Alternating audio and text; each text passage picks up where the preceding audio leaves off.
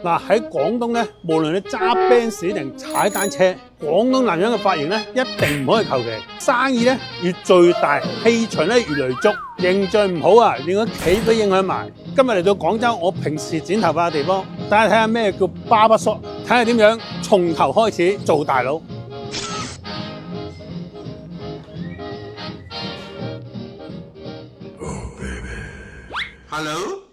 Hello，Jaden。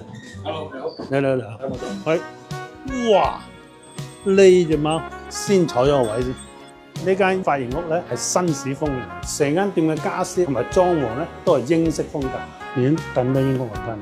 標配就巴布椅同埋推剪，仲有兩隻大肥貓。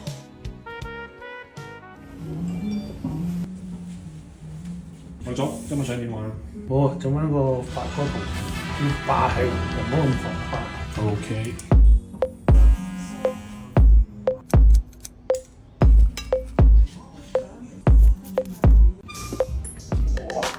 成個好舒服。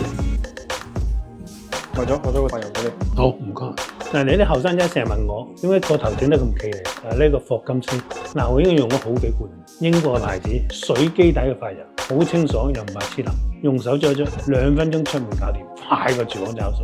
嗱，呢個香味一聞就知夠料，嗰層次感木質香，夠晒沉穩。嗱，你睇我50歲人都咁濃密嘅頭髮，就知道呢個嘢唔相反，喺天然嘢先夠長久。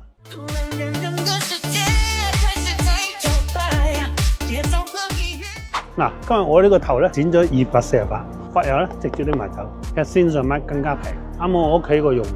嗱，後生仔年紀只係數字啫，有型先係一世。